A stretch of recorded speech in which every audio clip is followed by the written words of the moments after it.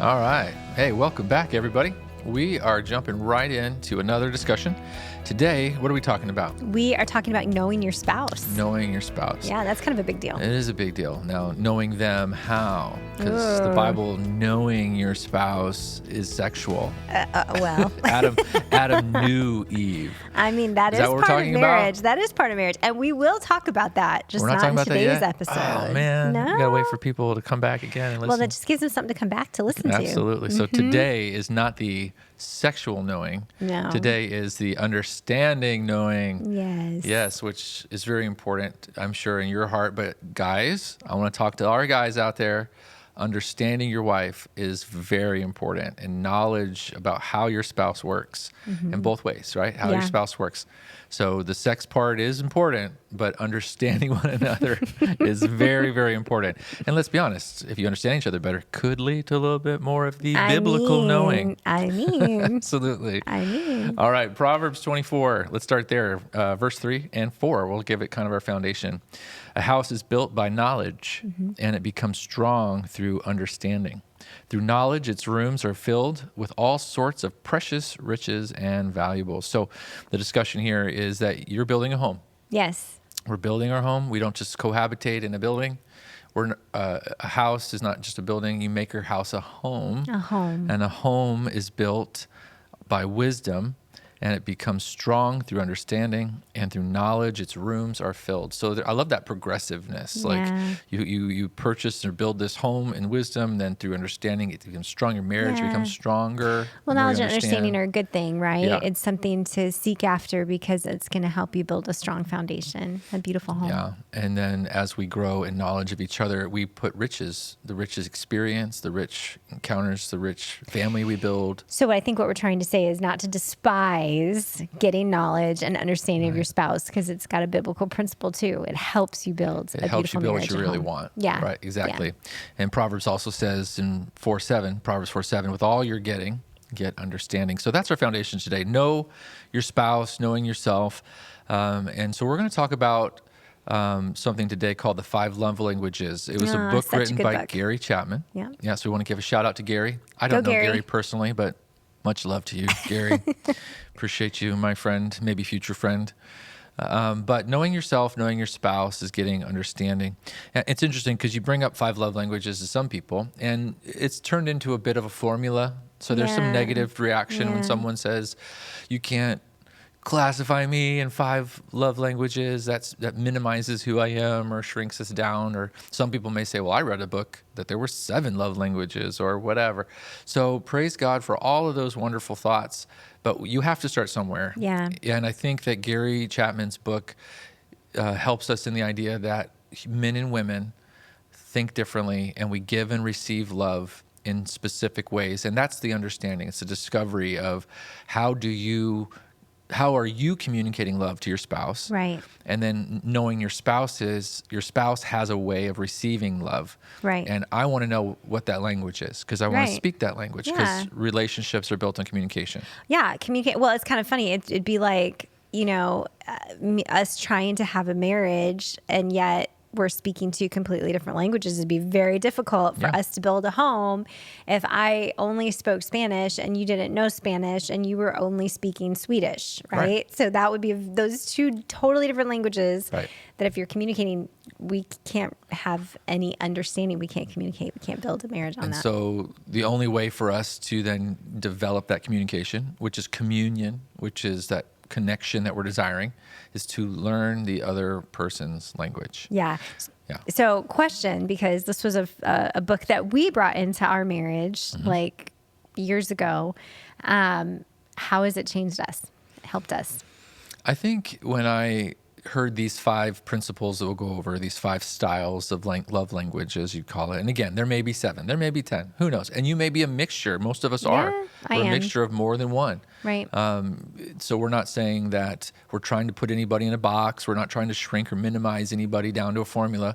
But again, these are all tools, skills, ingredients, like we said in our first episode, that'll help. And so just understanding that your spouse communicates differently, they feel things differently, and you want to speak a language that they know. So that's how it's helped me. It makes me a learner of you. It's put me in Yeah. a position of saying, I want to not just be heard, but I want to understand. I want you to understand me. I want you to not just hear what I'm saying, but I want you to understand it. I want you to receive it, to feel what I want you to feel, and not just, I'm giving all this communication, but it's not hitting in the right way. It's not communicating. Yeah. So that's Yeah. what I've learned.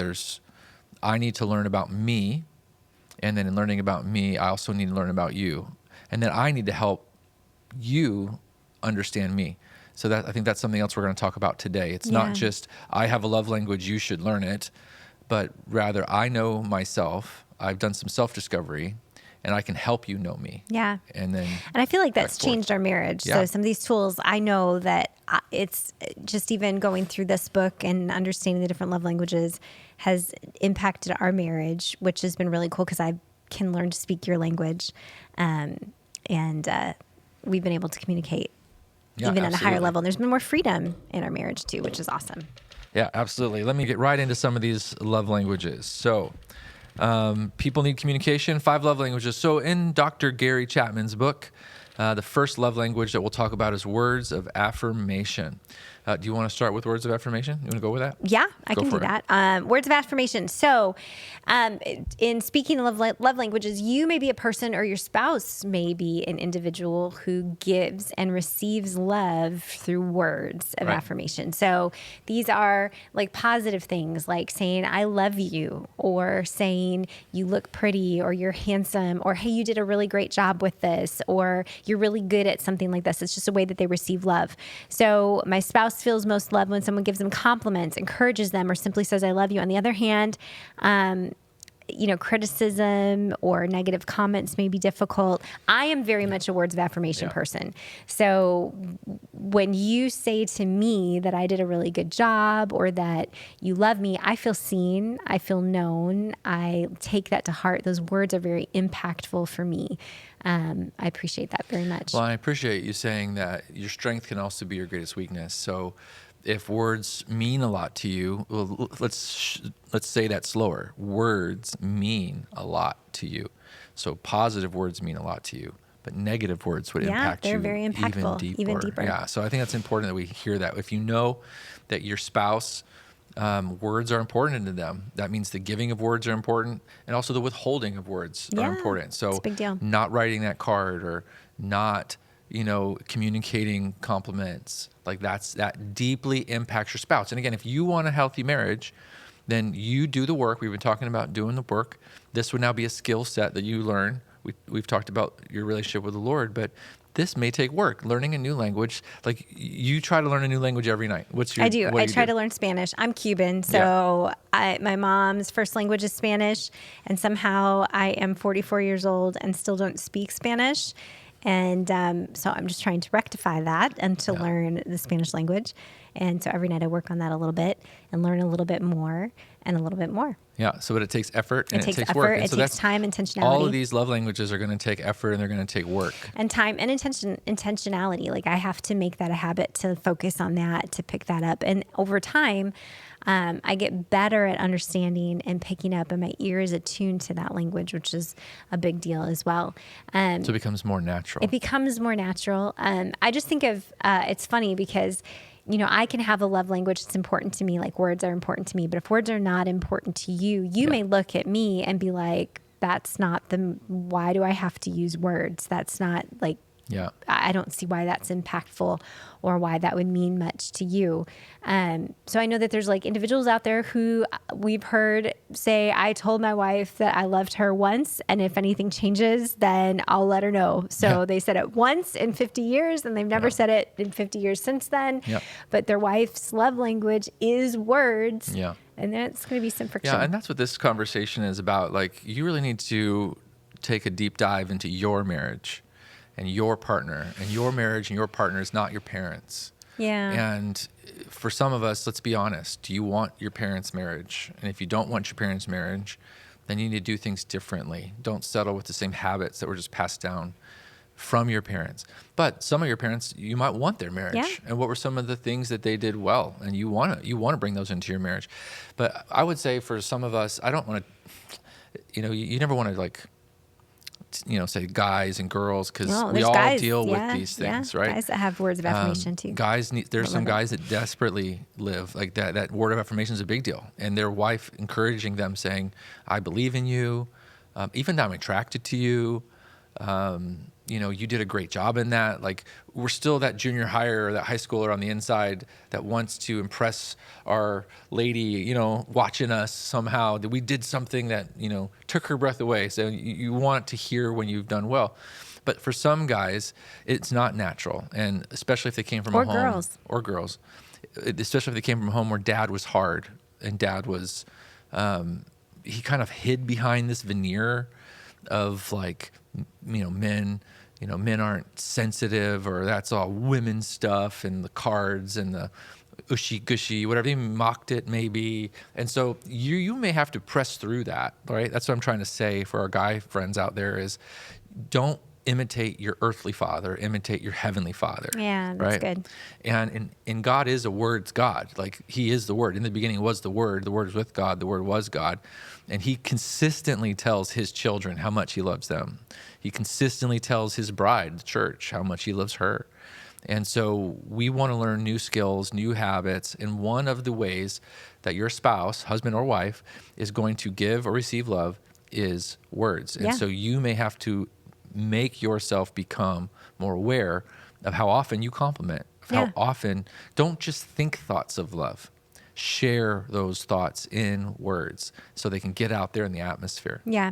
So words are powerful. So it's really important for us to just kind of have a good understanding, right? Like, words of affirmation is a love language. Yep. And you may or may not have it, and your spouse may or may not have it, or they may have it to some degree. Most of us are a compilation of one of these five, like you said a few minutes ago. So just to be aware that words are a love language, and we may not realize that we have that as a love language that's important to us, because many of us haven't stopped to even consider what our specific love languages are.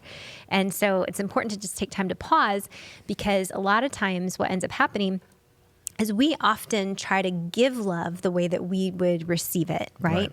And so to understand yourself, but then to understand your spouse, because you could be trying to give love in words of affirmation consistently, thinking that you're showing your spouse, hey, I love you. But if that's not their love language, then they're not receiving it, right? So there just needs to be a good understanding of the way that you give and that you would receive, and your spouse at the same time, so that you can get on the same page and speak each other's love language. Yeah. So an example of what you're trying to say, if in a minute we'll talk about acts of service and things like that. So let me just use that as a quick example.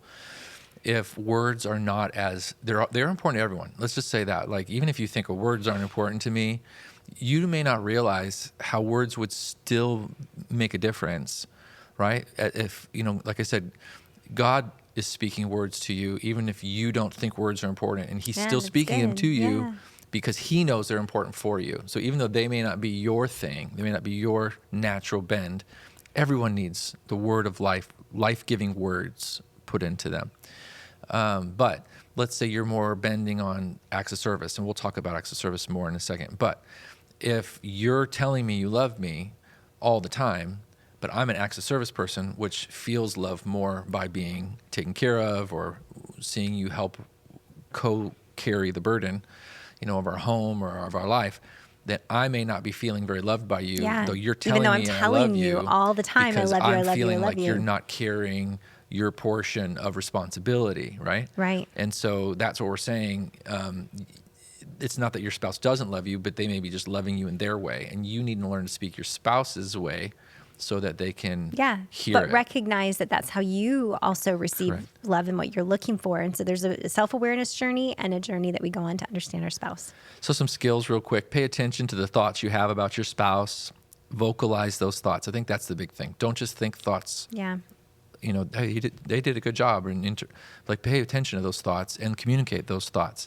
You can leave a paper trail, of your thoughts with written notes, little notes around that people still do. Do people still use paper? Yes, we still use paper. Does paper matter to you, really? It does. Like, if I sent you a text only, and does paper, make a difference in a different way? I mean, in a different way. It's just different, using different mediums, right? Using different ways to communicate it. And so it just is a special thing. Like, when you send me random texts throughout the day, you do that often. that you're thinking about me or that you love me or an encouraging word. I am a words of affirmation girl. Yeah. So that does so much and goes so far with me. But then, when you write me, it's so funny when it's my birthday or Mother's Day, you're like, what do you want? And I'm like, I just want my card. The kids are like, Mom, what do you want for Mother's Day? I want words. I've gone to saying, I want words from you guys. And they know that that's what's most important to Mom is she just wants to hear how much they love me and what I mean to them. That's more than anything that I want our words. So when I get those cards, those are treasure. I hang on to that. It's a big deal. And texts are great. They're quick and they're easy. But the card would actually probably touch your heart in two ways. It would be a gift and it would be words together. And I think you also appreciate that cards are a little bit more than, love you or thinking of you, but you're supposed to, in a card, write a little paragraph or something. And that kind of... you don't just buy a card just to buy a card. Like a card and sign your name. It's got... They already did all the work. They wrote some beautiful thing. You just write, there's space. Love me. No. There's space there for you to add your own words. Yeah. You're supposed to add to it. It gives you a great starting page. Yeah. So spontaneous texts, meaningful compliments, and start learning that habit. As soon as you think a positive thought about your spouse, send it. You do a really good job at that. Thank you. I appreciate that. You do. You pause. I've gotten better, but I wasn't that way in the beginning. No. Because I was busy with life and I was like, well, I'll talk to her later and she knows I love her. Same thing. So these aren't things that you like words, grown. But your specific main love language is not words. And so it just wasn't as important to you. So just like anything, it's a skill and a habit that you can learn. And I wanted to learn it because I want you to feel loved. That's the whole purpose, right? Is that you feel what I'm wanting you to feel as my wife. I want you to feel loved. And if words are a big deal to you, then they need to become a bigger deal to me. And we can all learn skill sets, just like we can all learn a new language. Right. If you put the work in. And to be intentional and look for it. Yeah. Okay. So next one, after words, let's add quality time. You want to start with that one? Quality time is exactly what it is. Time. Just having time together, setting aside time to spend and to be with one another. That's hard to do in our world now. I mean, kids are in sports. You're a full-time working woman. I work full-time. We have, the ministry side of life. We still have the bills side of life and the business side of life. And you've got kids in plays. But if it is somebody's love language, then realizing that no amount of words or other things, like that person craves that time, right? And that's how they will know that they're feeling loved. It's so funny because yes, we're talking about marriage here, but this is every relationship that you have. I think through our kids, we have a couple kids that time is their love language. And so we have to, knowing that they're craving that, then we have to put everything down when they are ready for that time and go carve out specific time just to sit and focus on them, to be intentional with that. So if you have that need, if your spouse has that need, and that's how they feel love, then just setting aside time off of your cell phone, time together, quality time together is not sitting close to each other and you're both on your cell phones. It's not being distracted. It's being intentional. You can be cuddled up in the couch. You could be having an intentional conversation. Just having that quality time together is a really big deal.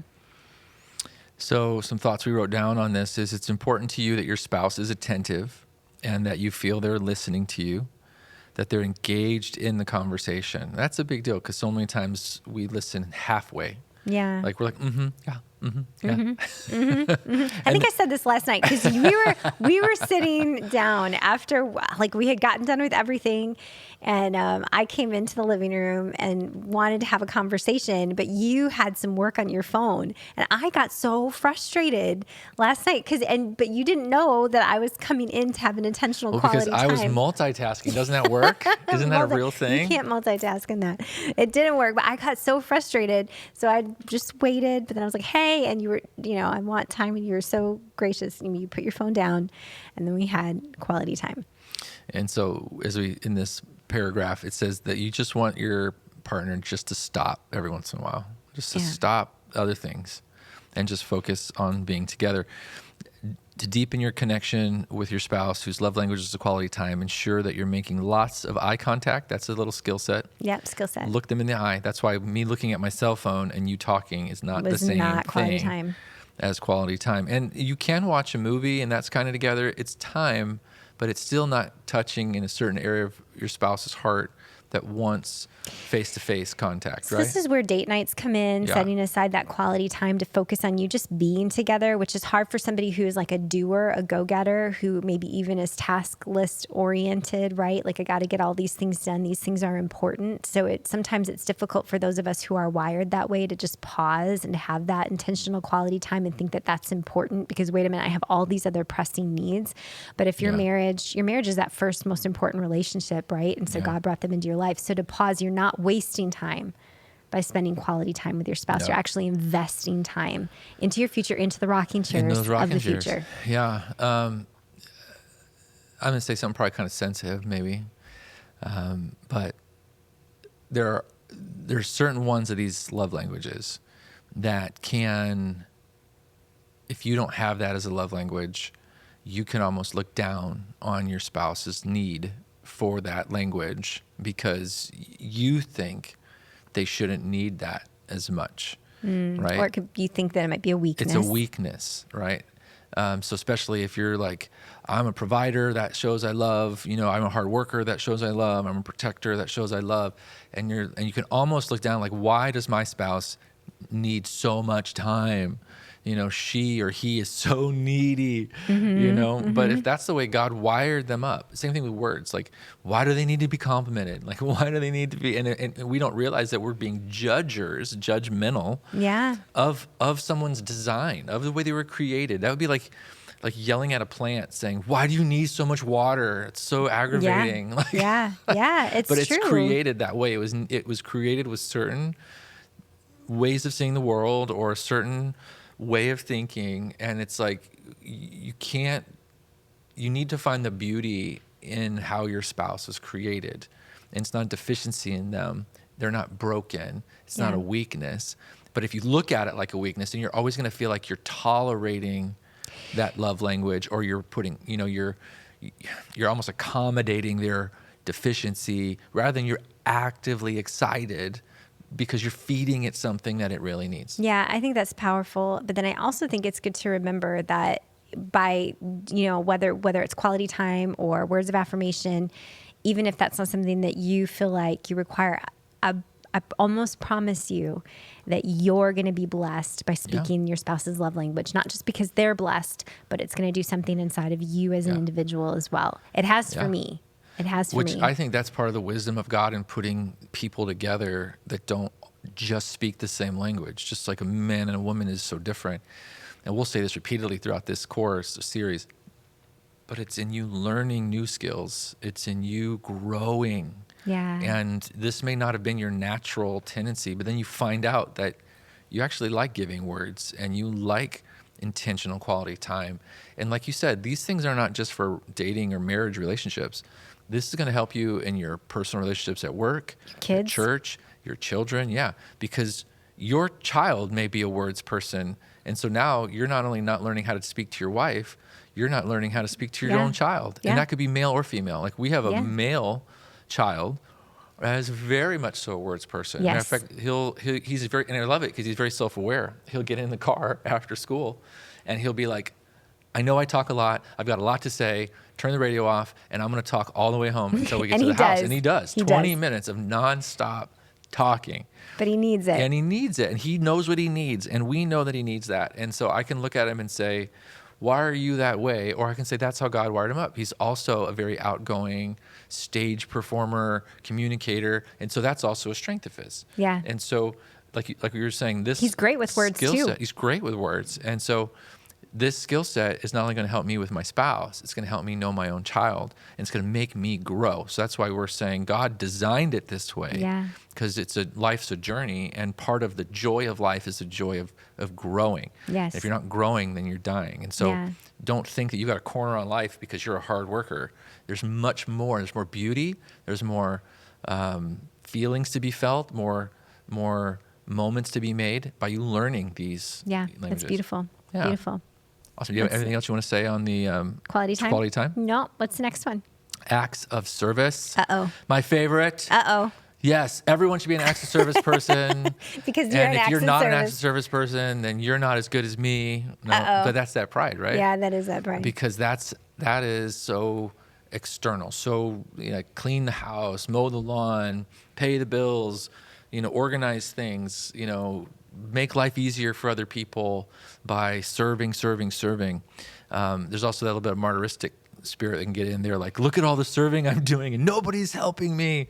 And then you can have this critical spirit on the inside, and no one loves like I love. Like, I make the food and I do this and I do that. And you can recount. That's one thing with acts of service people. We're really good at recording. You're saying like it's because this is my strongest. This is what you identify with. This is my greatest strength and weakness. Which is really funny because this one has put us to the test, because literally I am 4 of the 5 of these love languages. Yeah, very strong. I am 4 of the 5. We've done little surveys. We've done tests. We've done personality tests and everything. Let's say it's 1 out of 10. You're a 10 on a lot of these. 10 on like 4 out of the 5, and one of them I don't even rank on. You're like below 1. Yeah, and you are only really 1 of the 5. Naturally. And you kind of rank now on the other ones because you've grown into it. But the only one that you really have is acts of service. That's like your main one. Mm-hmm. And that is the one I don't even rank on acts of service. Yeah. So it's funny because I look back over 25 years of marriage, and some of our early arguments, conflicts, tension was really based on this, because you would be serving, doing all these things, doing the dishes. And I'm sitting on the couch like, how come he doesn't love me? He's not paying attention to me. He doesn't focus on me. I'm like having a pity party over here on the couch, and you're just up doing all these things. And I'm having a frustrated party in the kitchen. Yes. Why doesn't she get up and come help me? Do this with me. And do these things. I'm doing all these things to love her, and she doesn't pay attention to me. But it's really funny because we were both craving love and attention, and we were speaking 2 completely different languages, not even connecting. Mm-hmm. And it wasn't until we became self-aware and learned the other person's love language. So now when you're doing things around the house, I can identify that love language. I also know how to speak your love language to get up and do things and to serve you in that way. I know that those are things that I can do for you throughout the day that will connect deeply to you. But then you also can recognize and come sit down. And you've had to not look at my love languages as weakness. That's been something that we've had to work on, to put everything down and come sit and to spend time. But you've gotten very good at speaking my love languages. And you have gotten very good at speaking my love language. Aww. So, but again, acts of service, a spouse feels most love when you do something to help them. Like let's say for a husband, and you have let's put it in an illustration, like you had babies, like not the husband had babies, but the wife had babies. And it's so funny you said that plural, because we did have twins. We did. Yeah, we did have twins. So and it's always plural for me. We had 3 under 18 months at one time. Yeah, that was kind of crazy. But too many times, right?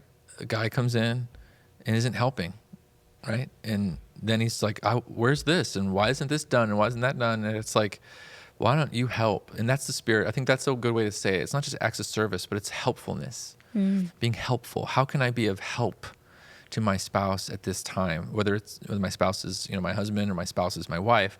Maybe that's a better way to ask the question, rather than acts of service. Like, how can I be helpful in what they're going through right now? Maybe there's a stressful season at work, and how can I be helpful to my spouse? Maybe the kids are young and crazy. How can I be of help to take some pressure, to take some burden off, my spouse? So this could mean running some errands, offering to maybe talk about work that day and process work that day, maybe taking a task off their plate if they're feeling overwhelmed. So just that spirit of we want to show that we love them, but also this is important. It's a nonverbal. It's a nonverbal expression to your partner. We call it a love language, but we talk words of affirmation. There's this.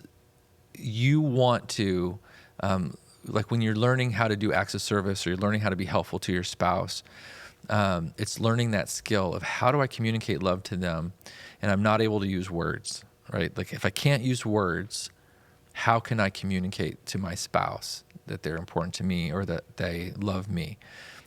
So that's maybe a better way to look at it. Like, oh, I've got to do dishes, or I've got to clean house, or I've got to mow lawn, or I've got to. It's not about you doing things. That's what I'm trying to say, It's just changing the mindset. Mindset. If your spouse is an acts of service person and you're not necessarily geared up that way, which is us Yeah. to a T. Yeah. It's me changing my mindset to not look at it as tasks or things that I Right. have to do for you, but it's ways for me to show you that I love you Right. and to be helpful, and I'm speaking your love language. So it's just a change of mindset, which I've had to do because I'm just not wired up that way necessarily to be an acts of service person.